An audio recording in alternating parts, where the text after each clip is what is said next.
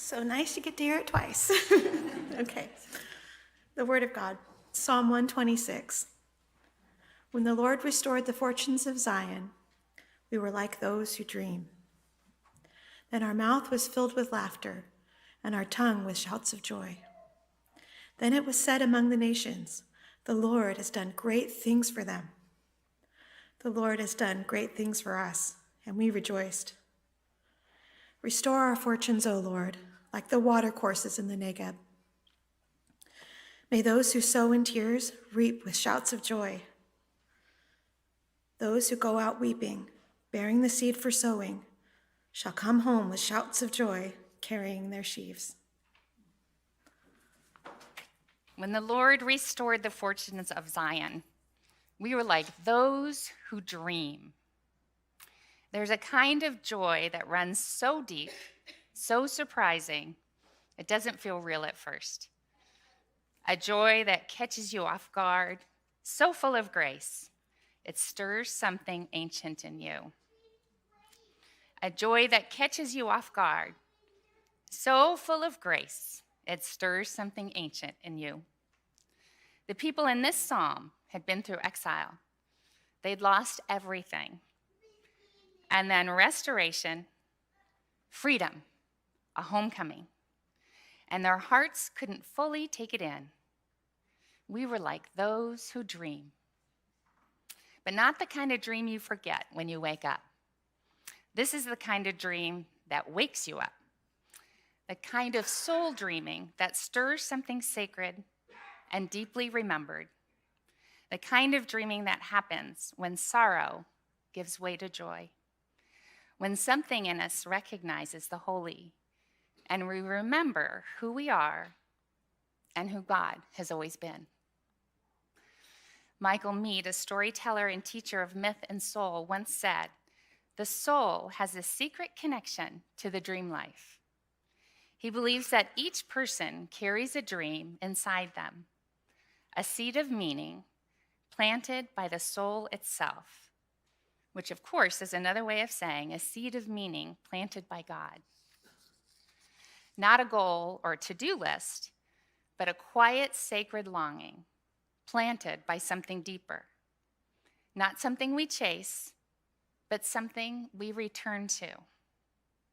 These dreams don't always come in full sentences. They come in silence, they come in longing, they come in sleep. And sometimes we forget them. And maybe churches have soul dreams too. Not just programs or plans, but something planted in the spirit of the people. A longing, a story, a call to become who we already are beneath the surface. Ian McGilchrist, who writes about the divided brain and the nature of reality, once said, "The imagination is not a place where we escape reality. It's the place where reality is revealed."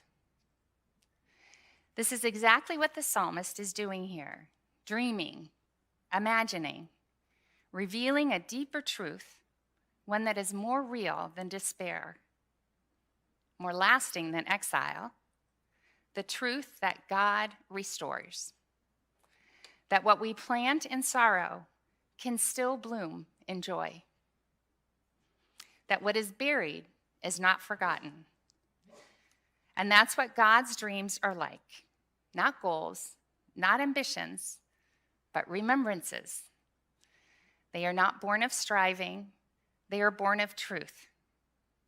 They are not demands, they are invitations.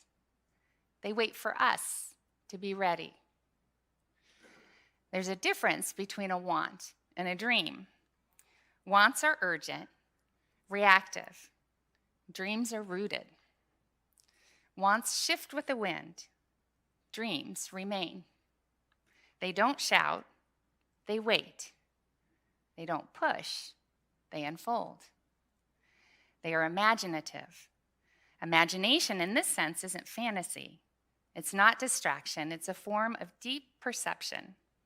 It's how we hold mystery, how we see what is not yet visible, how we begin to dream again. not just as individuals, but as communities. Let me show you something. This is a little packet of seeds, and it was given out at Jessica's baby shower yesterday.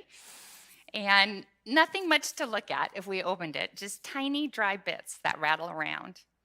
But inside each one is a whole world waiting to grow. Not just the idea of a plant, but the pattern of it, the shape, the fruit, the future. You could say each seed carries a kind of dream, but it's not a dream in the sense of a wish. It's more like a memory of what it already is. The seed doesn't strive to become something else. It doesn't say, I'd rather be a tomato than a sunflower. It grows into what it already holds within. Sometimes the dreams God gives us are like that. Not a fabrication. There's a remembering, a returning, a becoming, like a seed. We're invited to trust that what's been planted deep within us by God is good. And it will grow if we give it time and tend it with care. So maybe the question isn't just, what do I want? But what has God already planted in me? And what does it mean to say yes to that? Psalm 126 says, those who sow in tears shall reap with shouts of joy. That line knows the truth of life, that sometimes even the planting hurts, even the waiting aches. But in God's time, something rises, something is restored. So I wonder, what dream is waiting in the dark? What longing has not left you, even if you haven't named it in years? What joy have you hoped for, even with tears in your eyes? But this psalm isn't just about individual restoration, it's communal. When the Lord restored the fortunes of Zion, we were like those who dream. Not I, we. It speaks of what happens when a people come home together. It speaks when a community remembers its hope, when dreams aren't just private longings, but shared visions of healing, justice, and joy. So I wonder, what dreams are we being called to dream together? What seed has God planted in this community that are still waiting to grow? Where have we wept together? And where might we one day reap with joy? What if our church, our relationships, our shared life became the soil where God's dreams could take root again? What if the joy we long for isn't just ahead, but already quietly stirring among us? The thing about seeds is they're small. They don't look like much. They get buried, and for a while, nothing seems to happen. But even in that silence, something is taking root. So I keep a dream journal, and I began recording my dreams when I was working with a Jungian psychotherapist. And Jungian dream theory teaches that dreams are not just random, they're messages from the deep places in us, the parts that don't always speak in words. Jung believed that the unconscious holds sacred wisdom and that dreams are one way that the spirit speaks, not in literal instructions, but in layered images and metaphors that gently lead us toward wholeness, that they can be a kind of soul language, symbolic, layered, not always clear, but often meaningful. And there was one dream I had over 30 years ago that stayed with me ever since. Do you ever have one of those? Not because it made sense, but because it carried weight. I didn't fully understand it at the time, but I knew it mattered. That dream didn't tell me what to do. It invited me to remember who I am. It led me not outward, but inward. Not towards striving, but towards stillness. It felt like a homecoming. And when I was ready, it met me again. At the time, I was a young mother, new to the church, trying to find my footing in a season full of diapers and exhaustion, and questions about who I was becoming.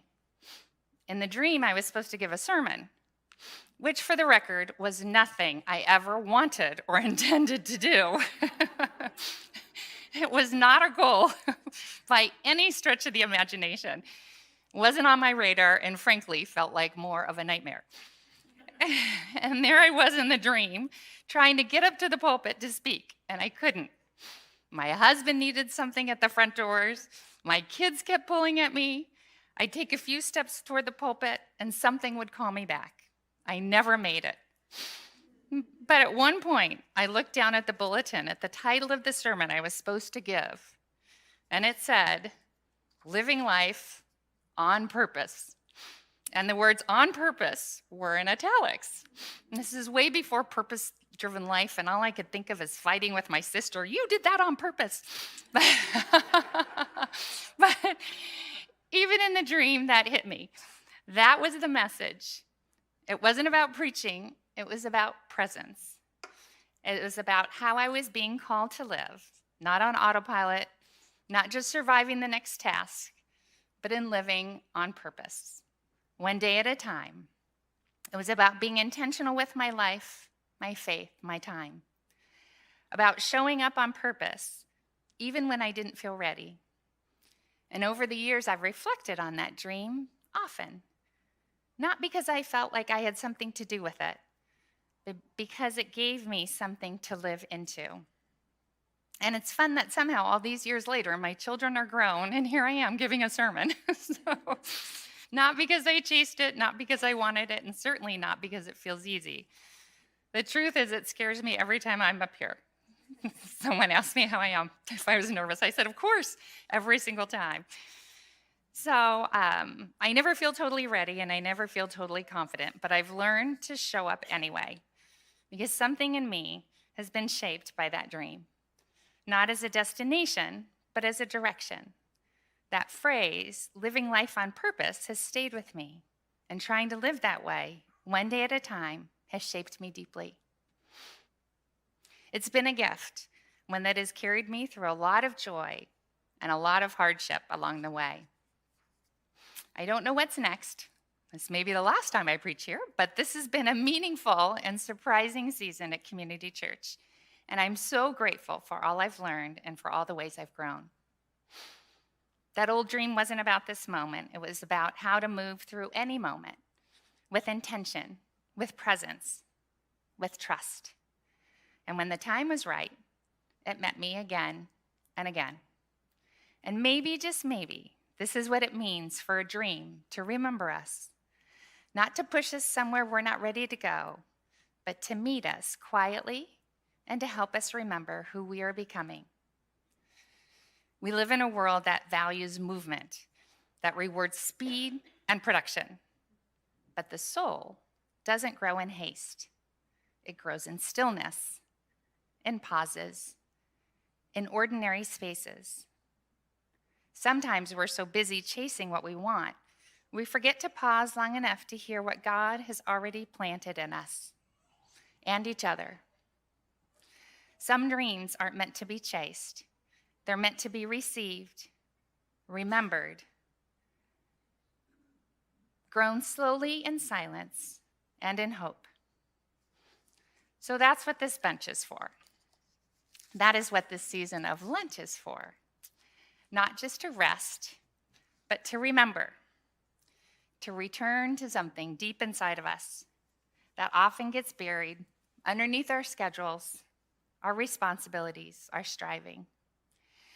That's what makes this bench more than a piece of furniture. It's a space to return. You may have seen it on the patio. It was weathered once, worn down from time and use. Some of the slats were broken, but a few years ago it was restored, sanded, repainted, repaired with care by hands that wanted to give something back. Offered by Clay and Sean from our youth group for their Boy Scout project for our little community. It holds people during fellowship hour. People sit, sip coffee, laugh, grieve, pray, tell stories. And every time I see someone on that bench, I think, this is what restoration looks like. Not dramatic, not instant, but real. Sometimes restoration is just a place to sit, to be put back together. And I've come to believe that every season of life needs a place like this, a place to slow down, to stop running, to stop fixing, to stop performing, to just sit and listen and breathe. There are seasons when we run, seasons when we sow in tears, seasons when we dream with joy. But no matter the season, we need spaces that allow us to recenter. Sometimes we're so busy chasing what we want or bracing against what we fear that we forget to pause long enough to hear what God has already planted in us, in this community. Some dreams aren't meant to be chased. They are meant to be received, remembered, grown slowly in silence and in hope. And that's what brings us back to Psalm 126, because this psalm doesn't stay in the joys of verse 1. When the Lord restored the fortunes of Zion, we were like those who dream. That line is memory, it is gratitude, it is wonder. But then it shifts. Suddenly the psalm becomes a prayer. Restore our fortunes, O Lord, like the streams in the Negev. Now we're in the present. Now we're asking. Now we're back in longing. The people remember what God has done, but they're not there anymore. They're in that space between what was and what could be. And they know what restoration feels like, and they want to feel it again. And isn't that where many of us are at any given moment? As individuals, as a church, especially in this season of Lent, not in full joy, not in full clarity, but somewhere in the middle, hoping, waiting, holding seeds that haven't sprouted yet. The psalm gives us permission to hope with joy and longing in the same breath, to remember and to ask, to look back with gratitude and to look forward with hope. And in that space, we return to the word remember. It's often used to describe looking back, calling something to mind. But there's another layer to it. To remember is to put something back together again. Not just to recall, but to reassemble. To take the dismembered parts of our lives, our stories, our identities, our communities, and allow God to knit them back into wholeness. Restoration only happens after something has been broken. We don't always name it, but we know it. Rupture. In relationships, even in churches, and our sense of who we are. But the hope of faith is not that we avoid rupture. It's that we believe in repair, in the Spirit's slow and sacred work of restoration, and the courage to keep showing up with grace. That's what this psalm is about. That's what Lent is about. That's what communion is about. That's what community at its best is about. God remembers us, even when we forget, even when we feel scattered or weary or unsure. God puts us back together. That's what this psalm is about. That's what restoration is. To remember is not just to recall, it's to put the pieces back together. To trust that even when something feels lost, God is already at work, restoring what we didn't think could be restored.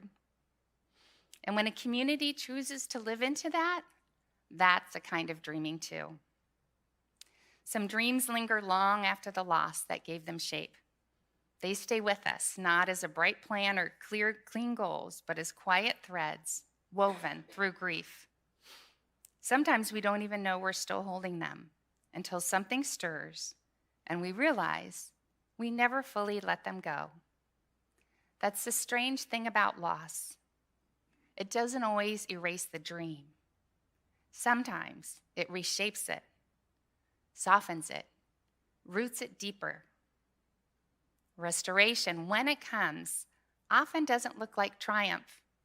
It's quieter than we thought it would be, slower, holier somehow. Sometimes restoration looks like a conversation that didn't fall apart, or a breath taken after years of holding it in, or sitting on a bench or a porch swing with someone you trust, or showing up to church, even when it feels a little tender. We tend to think of restoration as return, getting back to what was lost. But in the way of God, restoration is often transformational. Not back to what was, but forward into what could be. Something honest, something whole. And so when the psalmist says, "Restore our fortunes, O God, like the streams in the Negev," they're not asking for everything to go back to how it was. They're asking for water in the desert, for life where there has been nothing but dust, for something sacred to flow again, even after rupture. And sometimes in the process, we find that the dream remembers us too. Not to tell us what we must do, but to remind us of who we are.